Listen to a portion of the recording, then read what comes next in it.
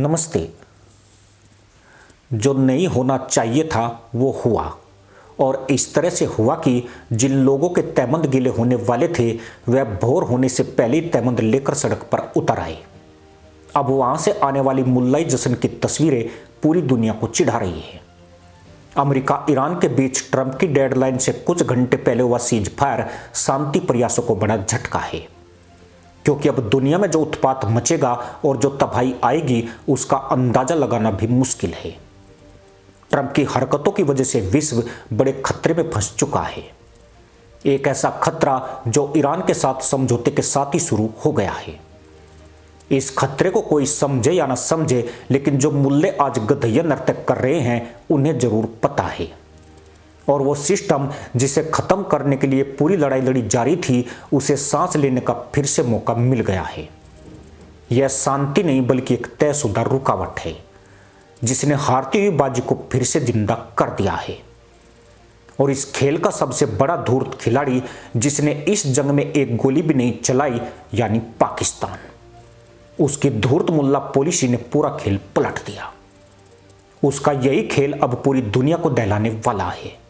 जमीन पर हालात इतने साफ थे कि किसी को शक नहीं था कि आगे क्या होने वाला है। इजराइल पूरी ताकत से जाहिलों की बजा रहा था। हू फू में बदल चुकी थी। ईरान का सैन्य ढांचा टूट रहा था। उसके कई बड़े कमांडर हूर मिशन पर जा चुके थे। उसकी मिसाइल साइट्स और बेस लगातार निशाने पर थे, और उसका वो नेटवर्क जिसने सालों से पूरे मध्य पूर्व को जलाए रखा, पहली बार तशरीफ पर लाल रुमाल लपेटकर खड़ा था। लेकिन यहां सबसे बड़ा भ्रम वही है जिसे बहुत कम लोग समझते हैं। ईरान सिर्फ अपनी जमीन से नहीं लड़ता, उसकी असली ताकत उसके प्रॉक्सी नेटवर्क में है। अगर आंकड़ों की भाषा में समझे तो तस्वीर और ज्यादा डरावनी हो जाती है। हिजबुल्लाह, हमास, हूती और इराक सीरिया के कई मिलिशिया, इन सबको मिलाकर ईरान का नेटवर्क 2 लाख से ज्यादा लड़ाकों तक फैला हुआ माना जाता है। ये कोई छोटे छोटे ग्रुप नहीं है, ये पूरी की पूरी सेनाएं हैं जिनके पास रॉकेट, ड्रोन, मिसाइलें और खुफिया सिस्टम तक मौजूद है। और पिछले 2 दशकों में इन नेटवर्क की वजह से सीधे या परोक्ष रूप से 10 लाख से ज्यादा लोगों की जान गई है। मजे की बात यह है कि इनमें ज्यादातर हू करने वाले थे। सिर्फ सीरिया को देखिए, 2011 से शुरू हुए युद्ध में 5 लाख से ज्यादा लोग मारे गए। इस युद्ध में कई ताकतें शामिल थी, लेकिन ईरान समर्थित मिलिशिया की भूमिका निर्णायक रही। यमन में हूती संघर्ष, 3 लाख से ज्यादा मौतें, जिनमें बड़ी संख्या नागरिकों की है। गाजा में बार बार होने वाले संघर्ष, हजारों मौतें। इराक में अमेरिकी वापसी के बाद जो हिंसा फैली, उसमें भी ईरान समर्थित ग्रुप्स का बड़ा रोल रहा।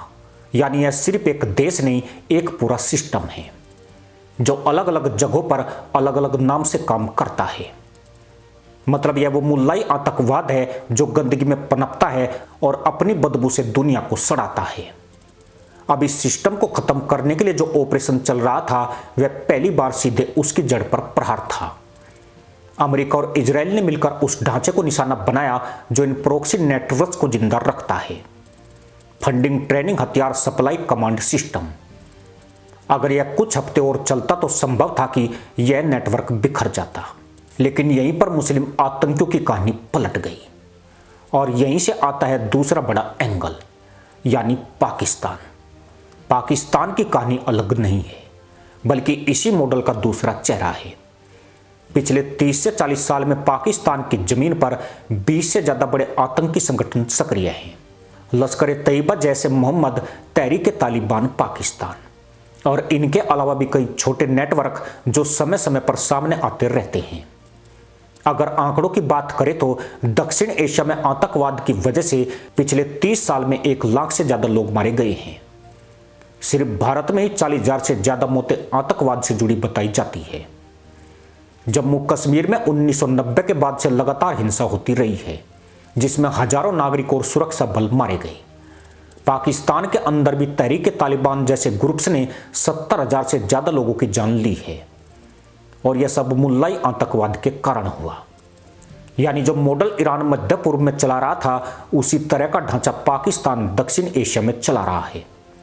फर्क सिर्फ भूगोल का है। सोच और तरीका लगभग एक जैसा है। अब सोचिए, अगर ईरान का सिस्टम टूट जाता तो अगला दबाव किस पर आता। यही सबसे बड़ी सच्चाई है, क्योंकि जैसे ही ईरान पर दबाव अपने चरम पर पहुंचा, उसी समय सीज फायर आ गया। डंकी डीलर शहबाज शरीफ ने सीज फायर की गुहार लगा दी। डोनाल्ड ट्रंप की डेडलाइन बढ़ी और युद्ध वहीं रुक गया जहां से असली अंत शुरू होना था। यह सिर्फ संयोग नहीं है, यह रणनीति लगती है। यह मदरसा मुल्क की वो धूर्त मुल्ला पॉलिसी है जिसका हर चैप्टर बदबू और मक्कारी से सना हुआ है। क्योंकि अगर यह युद्ध जारी रहता तो सिर्फ ईरान नहीं टूटता, बल्कि वह पूरा नेटवर्क हिलता जो अलग अलग देशों में फैला हुआ है। और उसके बाद अंतर्राष्ट्रीय फोकस सीधे उन देशों पर जाता जो इस तरह के मॉडल से जुड़े हैं। और पाकिस्तान, जो पहले से ही कई बार अंतर्राष्ट्रीय निगरानी में आ चुका है, उस पर दबाव कई गुना बढ़ सकता था। यानी यह सीज फायर सिर्फ एक युद्ध को नहीं रोकता, यह एक चेन रिएक्शन को रोकता है, ईरान के साथ पाकिस्तान के मुल्लाई आतंकवाद को। लेकिन कहानी यहीं खत्म नहीं होती। असली खतरा तो यहीं से शुरू होता है। इतिहास बताता है कि जब भी ऐसे नेटवर्क को रीसेट टाइम मिलता है, वे खत्म नहीं होते, बल्कि और ज्यादा संगठित होकर लौटते हैं। अफगानिस्तान इसका उदाहरण है। 2001 के बाद तालिबान कमजोर हुआ, लेकिन खत्म नहीं हुआ और 20 साल बाद फिर सत्ता में आ गया।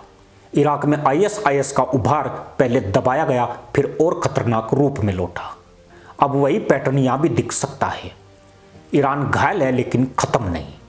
उसकी लीडरशिप को झटका लगा है, लेकिन उसका नेटवर्क जिंदा है। और सबसे बड़ी बात, अब उसे समय मिल गया है खुद को फिर से खड़ा करने का। अगर अमेरिका इस मोड़ पर पीछे हटता है तो ईरान और आक्रामक हो सकता है, क्योंकि एक घायल ताकत अक्सर ज्यादा खतरनाक होती है।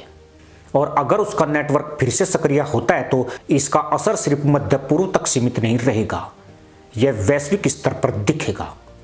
और अब आखिरी सवाल, क्या दुनिया ने एक मौका खो दिया? दुनिया को लगा था कि इस युद्ध से आतंकवाद को बड़ा झटका लगेगा, लेकिन अब जो संकेत मिल रहे हैं वो उल्टे हैं।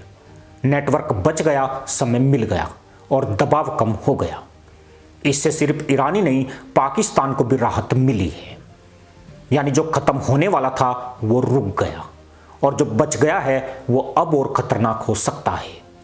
युद्ध रुका है लेकिन खेल नहीं रुका, और इतिहास गवाह है, जब खेल इस मोड़ पर रुकता है तो अगला दौर पहले से ज्यादा खतरनाक होता है। अब सिर्फ एक सवाल बचता है, अगला वार कहां होगा और ये वार कौन करेगा? मुसलमान आतंकी या इजराइल, या फिर युद्ध को बीच में छोड़कर भागने वाला अमेरिका? हालांकि विश्लेषण लिखे जाने तक ईरान पर इजराइल के हमले जारी हैं। यानी इजराइल अभी भी जाहिलों की फोड़ने में जुटा हुआ है। इसी के साथ अनुमति दोस्तों, जय हिंद, वंदे मातरम।